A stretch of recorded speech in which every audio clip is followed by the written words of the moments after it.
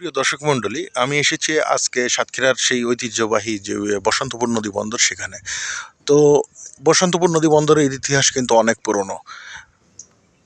যখন ভারতবর্ষ ছিল, যখন দেশ ভাগ হয়নি, ভারত পাকিস্তান বাংলাদেশ কিছু হয়নি, তখন থেকে কিন্তু এই বন্দরটার অস্তিত্ব ছিল এবং এর গুরুত্ব অনেক ছিল।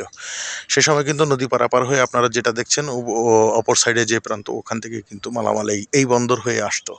তো একটা সময় 1948 সালে যখন দেশ ভাগ হয়, পাকিস্তান এবং ভারত আলাদা হয়, সেই সময় থেকে কিন্তু এই বন্দরে মালামাল এপার ওপার আমদানি রপ্তানি করার জন্য খুবই গুরুত্বপূর্ণ ছিল।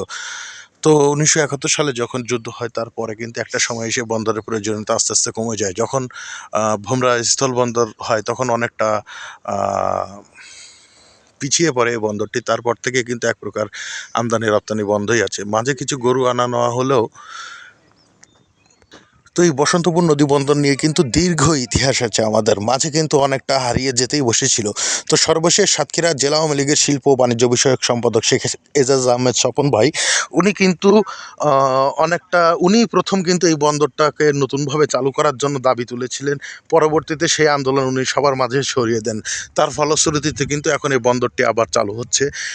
আপনারা জানেন, 4 তারিখে কিন্তু যে মাননীয় প্রতিমন্ত্রী মহোদয় কিন্তু আসছেন এই বন্দর ভিজিট করতে। এরপরে হয়তো আরও পূর্ণাঙ্গভাবে চালু হওয়ার ব্যাপারে আরও অগ্রগতি হবে। অলরেডি এখানে জমি, যে বন্দরের যে জায়গা, এটা কিন্তু নতুন করে যে বন্দরের জমি উদ্ধার সহ এবং নতুন করে জমি নেওয়ার যে প্রক্রিয়া কিন্তু চলমান আছে। সব মিলিয়ে কিন্তু বন্দরটি নতুনভাবে চালু করার জন্য সব দিক থেকেই কাজ করা হচ্ছে। এর পাশাপাশি কিন্তু ভারত সরকাররাও কিন্তু এই বিষয়ে অনেকটা, এই বন্দরটা চালু করার বিষয়ে আগ্রহী।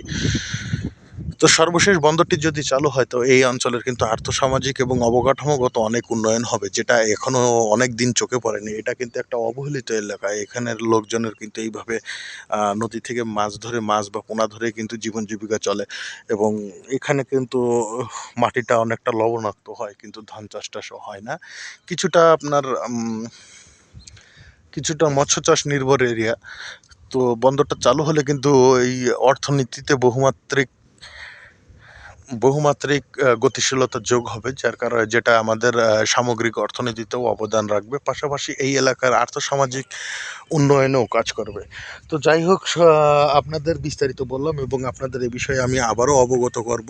তো আমাদের পেজ বা চ্যানেলটি লাইক, সাবস্ক্রাইব বা ফলো করে আমাদের সাথেই থাকুন। আমরা আপনাদের আরও বিস্তারিত, এই সংক্রান্ত আরও বিস্তারিত ভিডিও নিয়ে আসব এবং এছাড়াও বিভিন্ন ধরনের সামাজিক অসঙ্গতি বা